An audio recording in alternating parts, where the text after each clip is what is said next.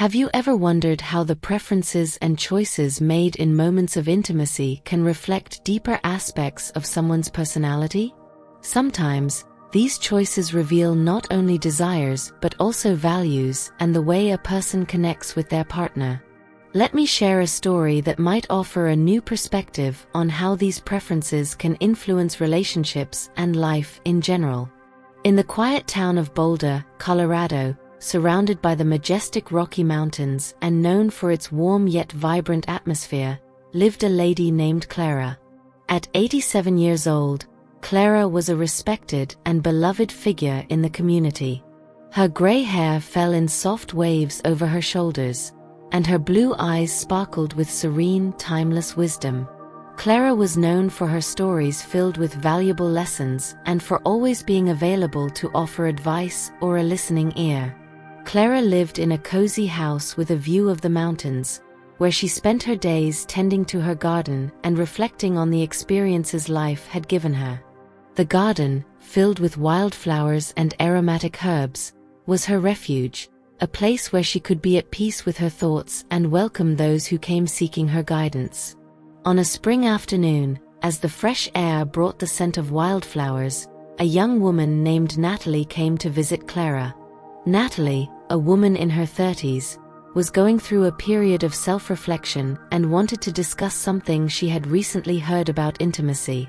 "Mrs. Clara," Natalie began, her voice laden with curiosity and a touch of hesitation, "I have been thinking a lot about some things I heard regarding intimate preferences, especially those that say some women have before more intimate moments. Does this really make any difference? Does it reveal something about the person?" Clara, with the patience and understanding that came from years of life and experience, smiled gently at Natalie and invited her to sit with her on the porch, where they could enjoy the view of the mountains and the singing of the birds. "My dear," Clara said, her voice soft and welcoming, "intimacy is something very personal and unique to each individual. A person's preferences in those moments can indeed reveal a lot about who they are, but it is important to understand the context behind those choices. Let me tell you a story that might help you see this in a different light." As the wildflowers swayed gently in the breeze, Clara began her story. "Many years ago, I met a woman named Abigail. Abigail was a vibrant person, with an intense passion for everything she did. She believed that life was meant to be lived with intensity, and this was reflected in all her choices, including her moments of intimacy. For Abigail, these moments were much more than simple physical pleasure. They were a way to express love, care, and deep connection." Natalie listened attentively, immersed in the narrative as Clara continued. Abigail was in a relationship with a man named Samuel. They had a strong connection and loved each other deeply, but as often happens in many relationships, they needed to find ways to keep the spark alive and ensure that both felt fully satisfied and connected. Abigail always believed that the key to a fulfilling intimate life was in the willingness to give and the desire to make the other person feel special and valued.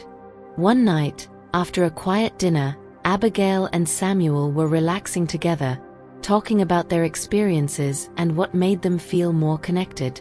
Abigail, always open and direct, asked Samuel how he felt about the moments they shared and what he thought could make those moments even more special.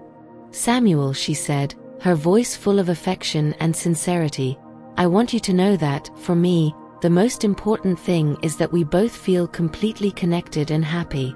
What do you think we could do to get even closer?"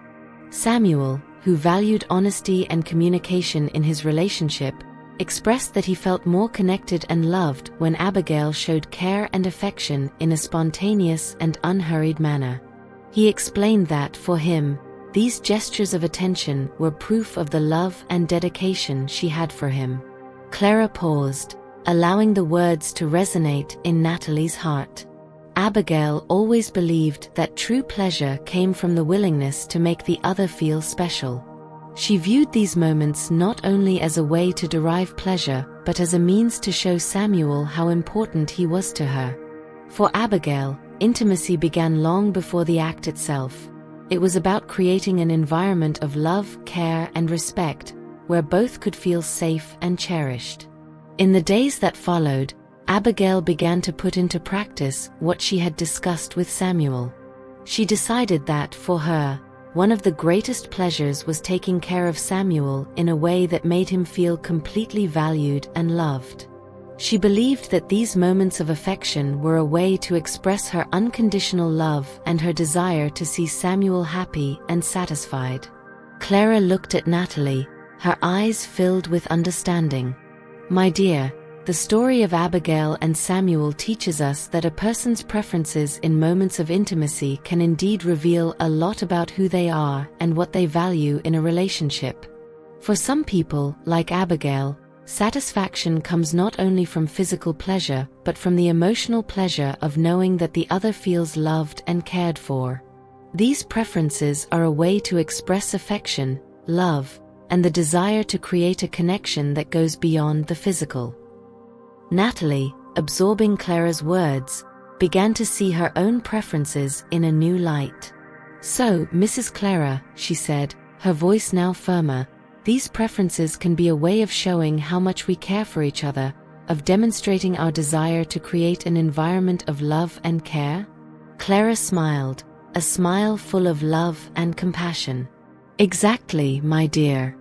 When we allow ourselves to be authentic in our relationships, when we express our preferences and desires openly and lovingly, we are showing the other that we care, that we are willing to give ourselves completely because we know we will be accepted and loved as we are. This is what truly strengthens a relationship." In the months that followed, Natalie deeply reflected on the story of Abigail and Samuel. She realized that her preferences in intimacy were an extension of her desire to care for and love her partner deeply. She understood that by expressing her preferences openly and honestly, she was creating an environment of trust and connection, where both could feel safe and loved. Clara, observing Natalie flourish in her newfound understanding, felt a deep satisfaction. She knew that Abigail's story had helped Natalie find the confidence to express herself and explore her intimacy in a healthy and respectful way. Thus, the city of Boulder continued to be a place where stories were told with purpose, where wisdom was passed down from generation to generation, and where each person learned to value authenticity and open communication in their relationships. Clara, with her experience and kindness, continued to guide those seeking answers, helping them find their own truths through the stories she told. If this story touched your heart and you believe in the importance of communication and mutual care in relationships, don't forget to like the video and subscribe to the channel. Together, we will continue to explore the many facets of relationships and emotional intimacy. Until next time.